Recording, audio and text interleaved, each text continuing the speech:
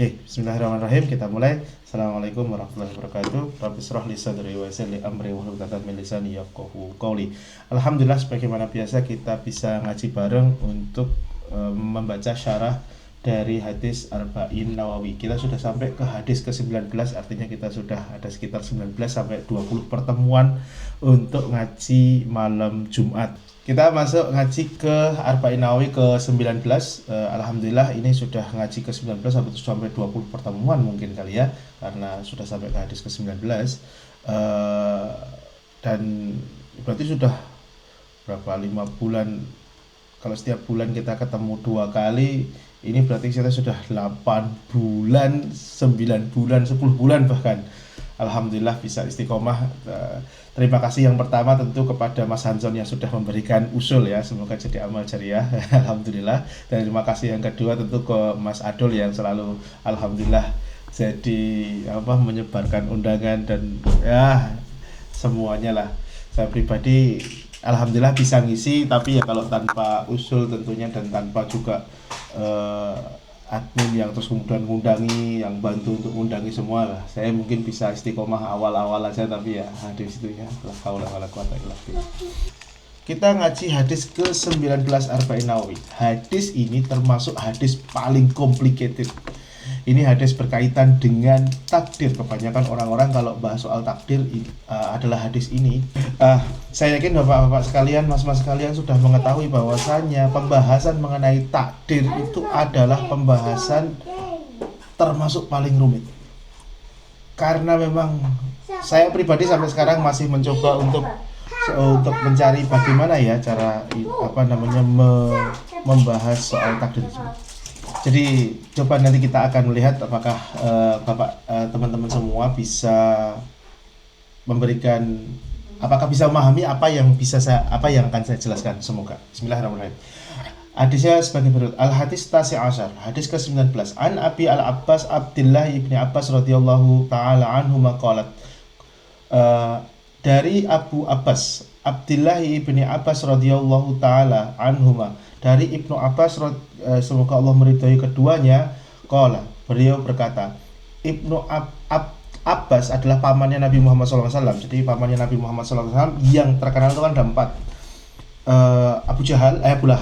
Abu Lahab, lalu kemudian ada Abu Thalib, ini yang memusuhi Islam paling jahat, terus kemudian yang hampir Islam meskipun tetap kafir. Terus kemudian ada Abbas yang ya sudah Islam, tapi yang paling keren Islamnya tentu adalah Hamzah, pamannya Nabi Muhammad SAW. Nah, Abbas ini terus kemudian namanya dipakai untuk dinasti Abbasiyah. Jadi kalau teman-teman semua tahu dinasti Abbasiyah itu berasal dari nama beliau. Kuntu khalfan Nabi SAW, aku pernah di belakang Nabi Muhammad SAW, lalu kemudian Nabi menasihatiku, ya gulam, wahai anak, inni u'allimuka kalimat, aku akan mengajarkan kepadamu beberapa kalimat. Gulam di sini Ibnu Abbas tentunya ya, wahai Ibnu Abbas, aku akan mengajarkan kepadamu beberapa kalimat. Ihfadillaha yahfadka, jagalah Allah, jagalah hak-haknya Allah, maka Allah akan menjaga hak-hak kamu. Ihfadillahi tajidhu tujahak, jagalah Allah dimanapun kamu berada, maka nanti Allah akan ada di hadapanmu. Maksudnya kalau kamu menjaga hak-haknya Allah, nanti seolah kamu akan mendapati setiap kali kamu mau maksiat dan lain sebagainya, Allah itu akan selalu muncul di hadapanmu supaya kamu tidak melakukan hal yang seperti itu. Idza sa'alta fas'alillah, kalau kamu mau minta, maka pertama kali yang kamu minta itu cobalah minta kepada Allah. Jangan suka minta sama manusia. Minta dulu sama Allah. Wa idza ista'anta fasta'in billah. Kalau kamu mau minta tolong, maka minta tolonglah kepada Allah dulu. Wa'lam annal ummata law ijtama'at ala an yanfa'uka bi syai'in lam yanfa'uka illa bi syai'in qad katabahu Allahu lak.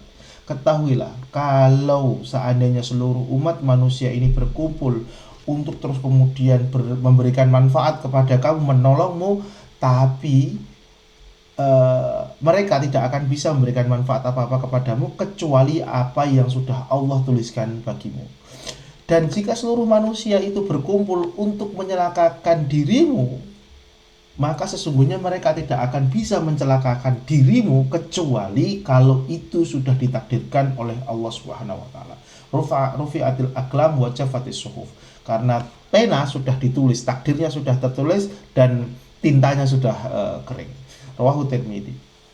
Di hadis yang lain tentunya ada ada redaksi yang lain ya. Ifadillah tajidhu tujaha tajidhu amamak. Jagalah hak-haknya Allah maka dia akan ada di hadapanmu.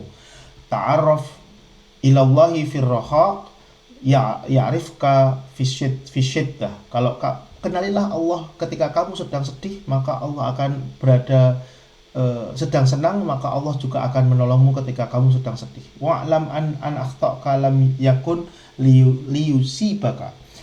Apa-apa yang memang bukan wama asobaka lam yakun liyuhtika. Maksudnya adalah apa-apa yang memang sudah jadi takdirmu ya nggak akan meleset gitu. Itu sudah jelas. Wa'lam anna nasra ma'as sabr. Kalau kamu butuh pertolongan Allah maka butuh kesabaran. Wa annal farja ma'al karab wa anna ma'al usri yusra. Dan sesungguhnya setelah ada kesulitan itu selalu ada kemudahan. Nah, ini hadis ini yang pertama mengajarkan kepada kita, ya gulam inni u'allimuka bikalimatin. Pertama, bahwasanya Nabi mengajarkan kepada kita kalau bapak-bapak itu mau mengajarkan kepada anak-anak itu dari sejak gulam, dari sejak anak. Itu Nabi itu mengajarkan seperti itu. Jadi jangan terus kemudian ketika anak masih kecil, anak masih dalam posisi gulam ya, sekitar umur kurang dari belum balik. Jadi balik sekitar 12 tahun, sebelum itu kok terus kemudian nggak diajari sholat, nggak diajari zakat, nggak diajari puasa dan lain sebagainya. Terus kemudian ketika dewasa, terus kemudian harapannya mereka sudah bagus sendiri, nanti akan menemukan hidayah sendiri. Oh, nggak bisa seperti itu. Nabi mengajarkan kalau kamu mau mengajarkan seseorang, ajarkan dari kecil. Dan memang Nabi sendiri juga yang namanya regenerasi paling bagus itu adalah regenerasi dari keluarga. Ibnu Abbas ini masih dalam kondisi, masih dalam termasuk keluarga Nabi ya. Nah, ini dari anak-anak. Ihfadillah yahfadka. Jagalah hak-haknya Allah. Apa saja hak-haknya Allah? Hak-haknya untuk disembah, hak-haknya untuk ditakuti, hak-haknya untuk dikenal, hak-haknya untuk terus kemudian kita melaksanakan sholat dan lain sebagainya. Dengan seperti itu maka Allah akan menjaga hak kamu. Kalau kita menjaga hak Allah dengan cara misal larangan, menjauhi larangannya minum khamar, maka Allah akan menjaga hak kita, yaitu dengan tidak mengadab kita, lalu kemudian ketika dewasa kita jauh lebih baik dan lain sebagainya. Itu seperti itu. Nah, yang terus kemudian idza sa'alta fas'alillah wa idza sta'anta fasta'in billah. Kalau kamu minta tolong maka minta tolonglah sama Allah. Ini setahu saya ya, nggak boleh seorang muslim itu mempunyai idea bahwasanya misal Anda berobat ke rumah sakit terus kemudian mengatakan dokter ini menyembuhkanku. Itu sebenarnya nggak boleh. Itu bisa masuk syirik, tapi kalau dengan kebodohan itu nanti jadinya syirik yang ya namanya orang bodoh. Yang boleh adalah dengan mengatakan bahwasanya Allah menyembuhkan saya lewat dokter ini. Itu kalimat kayak aku dapat rezeki ini dari kantor ini. Nah, itu kayak gitu tuh nggak boleh asli. Itu nggak boleh. Aku dapat kerjaan ini gara-gara ini. Aku bahagia gara-gara suamiku. Aku bahagia gara-gara istriku. Enggak. Allah memberikan kebahagiaan kepadaku lewat suamiku, lewat istriku, lewat anakku. Itu etikanya harusnya seperti itu. Itu yang pertama, pelajaran pertama ya, soal masalah beretika kepada Allah. Nah ini, yang berikutnya adalah masalah takdir. Kalau seluruh umat manusia itu mau menolong kamu atau melukai kamu, mencederai kamu, mereka tidak akan bisa sama sekali melakukan itu kecuali sudah ditakdirkan oleh Allah Subhanahu wa taala. Nah, di sini nanti perdebatannya buat teman-teman semuanya yang senang dengan perdebatan soal takdir ya.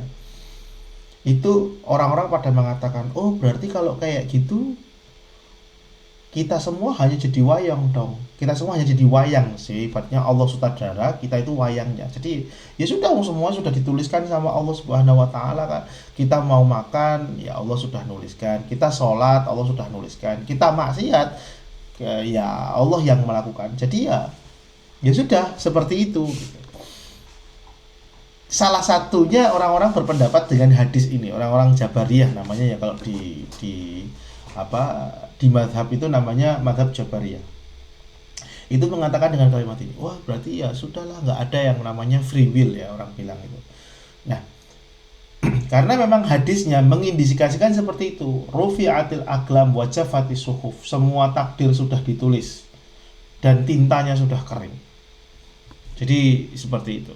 Terus gimana cara mendamaikan ini? Ya, setahu saya mengenai konsep takdir dalam Islam itu, yang pertama, ada takdir-takdir yang sifatnya itu wahabiyah, ada sifatnya wahabiyah. Pertama, dikasih ke Anda, nggak bisa nolak, Anda nggak bisa nggak punya ikhtiar di situ. Lalu kemudian ada takdir yang sifatnya ikhtiariyah. Yang pertama seperti wahabiyah itu ya, bukan Wahabi Salafi ya, tapi Wahabiyah itu diberi. Itu seperti Anda lahir di mana, laki-laki atau perempuan, lalu kemudian Anda lahir dari keluarganya siapa, dan lain sebagainya. Itu Wahabiyah.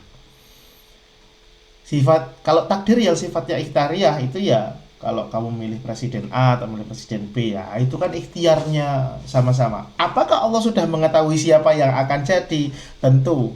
Karena kalau Allah tidak mengetahui siapa yang akan jadi, siapa yang ada di masa depan, yang akan menjadi dapat rezekinya apa, namanya bukan Allah. Allah nggak berkuasa, Allah nggak punya ilmu namanya. Tapi apakah Allah menentukan? Dalam hal ini nanti ulama berbeda pendapat. Saya pribadi meyakinkan enggak. Allah memberikan kepada manusia hak untuk berikhtiar. Jadi nanti ketika Allah mengazab seseorang yang berbuat maksiat, itu juga Allah adil. Kalau kita cuma kayak wayang gitu ya, kita maksiat Allah sudah ngatur, kita ibadah Allah sudah ngatur juga, maka nanti kita bisa mengatakan, loh kenapa saya diadab di akhirat, di neraka? Kan saya maksiat juga atas ketentuan Allah. Gak adil dong Allah Subhanahu wa ta'ala. Dan jadinya seperti itu, perdebatannya jadi seperti itu. Maka di situ harus ada yang namanya manusia itu memiliki yang namanya ikhtiar. Jadi kalau Anda bermaksiat, Anda nggak bisa nyalahkan Allah. Itu intinya adalah seperti itu. Nah, takdir ini itu nanti ada takdir yang azali, dibagi lagi. Ada takdir yang sifatnya azali. Jadi udah dari sononya semuanya diatur. Lalu kemudian ada takdir yang sifatnya tahunan. Nanti kayak kalau teman-teman pernah belajar yang Lailatul Qadar, kan di Lailatul Qadar itu ditulis takdirnya seseorang lah. Allah itu kan berarti kan ada tuh takdir yang sifatnya tahunan. Tahun ini si fulan ini dapat apa, si fulan dapat apa, si fulan dapat apa, itu takdir tahunan. Ada yang takdir yang secara sifat dan secara di depannya manusia itu bisa dirubah. Karena doa itu ada hadisnya kan. Doa itu bisa mengubah takdir. Jadi kalau teman-teman semuanya mau merasa mengubah takdir, caranya adalah dengan doa. Itu seperti itu. Lalu kemudian ada hadis juga yang mengatakan bahwasanya kamu sering-sering tuh yang namanya silaturahim, karena silaturahim itu memperpanjang umur. Nah, itu seperti itu. Salah satunya takdir yang sebenarnya bisa diubah, tentu dalam kacamata manusia, bukan dalam kacamata Allah Subhanahu wa taala ya. Kalau dalam kacamata Allah Subhanahu wa taala lah, Allah lah semuanya sudah tahu. Kalau boleh mengibaratkannya, Allah itu kayak ya Allah mathalul a'la, tentunya yang nggak ada, cuma untuk mempermudah saja, nggak ada perbandingan kepada Allah, tapi untuk mempermudah aja. Allah itu seperti mungkin ya, dalam pandangan saya seperti kalau kita nonton film gitu, jadi bisa maju, bisa mundur, bisa maju. Jadi kita tahu tuh ke depan itu jadinya apa, terus kemudian ke belakang jadinya apa, dan lain sebagainya. Di belakang lagi juga bisa, dimajukan lagi juga bisa filmnya. Jadi sudah tahu seperti apa nasibnya dia. Itu seperti itu. Nah, dalam kasus ini itu yang pertama ya, yang tadi beberapa faedah dari hadis ini. Yang pertama, kalau ngajari anak itu diajarkan sejak kecil. Ya, ada yang kedua, kalau mau minta tolong pertama itu harus kepada Allah Subhanahu wa taala. Karena bagaimanapun Allah itu suka kalau hambanya minta. Masalahnya adalah hambanya memang sering tidak mau minta kepada Allah Subhanahu wa taala. Beberapa orang minta nasihat sama saya. Biasanya kalau pas lagi kayak, Ustadz gimana ya, saya lagi ada masalah. Masalahnya kelihatan desperate banget, kelihatan yang wah ini berat banget buat saya, gini semua. Saya selalu ngasih nasihat apa yang dinasihatkan guru saya, dan semoga nanti jadi nasihat kepada teman-teman semuanya. Kalau kamu punya masalah yang betul-betul desperate, maka sholat malam dan minta sama Allah di situ. Karena ada perkataan ulama, kalau kamu menginginkan sesuatu tapi kamu tidak sholat malam, maka sebenarnya kamu tidak terlalu menginginkan hal tersebut. Karena memang di sholat malam itu beneran koneksi paling bagus pada Allah Subhanahu wa taala. Saya pribadi mencoba untuk istiqomah sholat malam, tapi ya belum terlalu bisa istiqomah. Saya biasanya ya mungkin bisa ditiru. Saya kalau sampai bangun dan bisa bangun, kalau malas-malasnya itu 1 rakaat. Saya laksanakan ya saya untuk istiqomah. Jadi buat teman-teman semuanya, coba sholat malamnya diistiqomahi dan lain sebagainya. Kalau emang nggak bisa 1 rakaat, kalau nggak bisa sebelum tidur sudah sholat, itu diperbolehkan. Itu yang kedua ya. Yang ketiga adalah masalah takdir. Tadi ada Jabariyah, ada Qadariyah, tapi tentunya kita meyakini bahwasanya Allah Maha mengetahui segala sesuatu, tapi Allah juga memberikan kepada kita kesempatan untuk berikhtiar. Lalu kemudian di sini ada kalimat hadisnya, wa'lam anna nasra ma'as sabr. Ketahuilah bahwasanya pertolongan Allah itu akan datang lewat sabar. Sabar. Banyak orang yang salah paham mengenai konsep sabar. Sebelum saya tutup, saya bahas mengenai soal sabar ini. Sabar itu adalah apa, saya nggak tahu udah pernah menjelaskan atau belum, tapi nggak apa-apa kalau ulang sedikit ya. Sabar itu adalah cara seseorang ketika mendapatkan musibah, lalu kemudian apa yang kita lakukan setelah mendapatkan musibah itu sesuatu yang Allah ridhoi. Jadi bukan sabar itu bukan hanya menahan diri gitu, enggak ya. Enggak. Kalau Anda dipukuli terus kemudian Anda nahan diri, enggak bela diri, itu bukan sabar, itu namanya bodoh. Kalau terus kemudian Anda didolimi, Anda diam saja, itu namanya bukan sabar, itu namanya bodoh. Disitulah kenapa orang-orang komunis itu bilang agama adalah candu.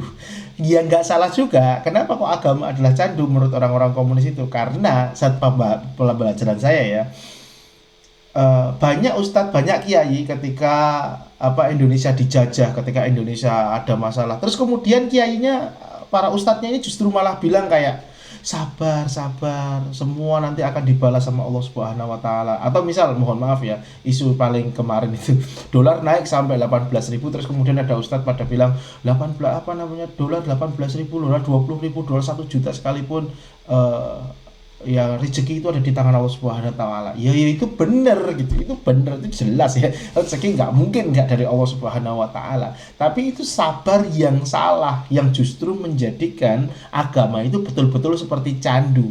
Jadi kayak kamu didolimi ya nggak apa-apa, diem aja, dan itu nggak boleh seperti itu ya. Kalau salah ya harus dibenarkan gitu.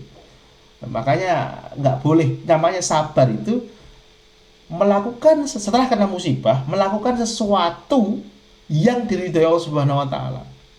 Misal, Anda dipukul, kok Anda balas mukul, itu masih sabar. Kenapa? Karena boleh dalam Islam, itu kan hukum qisas, 1 pukulan dibalas 1 pukulan. Tapi kalau 1 pukulan Anda balas 2 pukulan, nah itu namanya bukan orang sabar. Ketika Anda dizalimi dalam hal ini sama pemerintah atau sama siapapun lah ya, terus kemudian Anda mencoba melawan, Anda mencoba mempertahankan hak Anda, itu diperbolehkan. Bahkan itu dianjurkan. Rasulullah pernah bilang, kalau kamu didolimi soal hartamu diambil, lalu kemudian kamu mempertahankan, kamu mati di situ, maka kamu jihad fisabilillah, kamu mati fisabilillah. Coba, itu Allah atau Rasulullah SAW yang ngasih tahu kita gitu. Maka sabar itu ketika Bapak Ibu semuanya ada masalah, itu adalah setelah itu pokoknya suatu hal yang diridhoi Allah Subhanahu wa taala. Apapun itu gitu. Kalau Anda kena musibah terus kemudian misuh, nah itu baru mengumpat, nah itu baru. Itu namanya nggak diridhoi sama Allah tuh, jelek tuh. Tapi kalau Anda sabar terus kemudian Anda mencoba untuk apa ya? Anda menangis misal yang kelihatan ini ya. Nggak apa-apa, wong boleh kok. Tapi kalau nangisnya kebanyakan lah nanti baru kemudian jadi nggak boleh. Itu namanya sabar. Jadi sabar itu tidak identik terus kemudian nggak menangis sama sekali. Nabi Muhammad SAW juga menangis. Sabar nggak terus kemudian nggak merasakan luka sama sekali. Oh, nggak bisa kayak gitu. Islam nggak kayak tidak segitunya. Dan maka dengan cara seperti itu kita itu tahu bahwasanya ketika kita mendapatkan musibah, cara sabar terbaik yang pertama dulu saya pernah sampaikan. Yang pertama tentu mengucapkan innalillahi wa inna ilaihi rajiun. Hadisnya saya pernah sampaikan juga. Terus kemudian apa nih yang kira-kira bisa Allah ridhoi saya lakukan, apa nih yang kira-kira bisa kita lakukan tapi tetap Allah ridhoi, ya, itu namanya orang sabar. Jadi kalau Anda bisa punya mindset seperti itu, insya Allah Anda termasuk orang-orang sabar. Wallahu alam bishawab. Silakan kalau ada yang mau menanggapi, nggak harus bertanya ya, menanggapi juga boleh.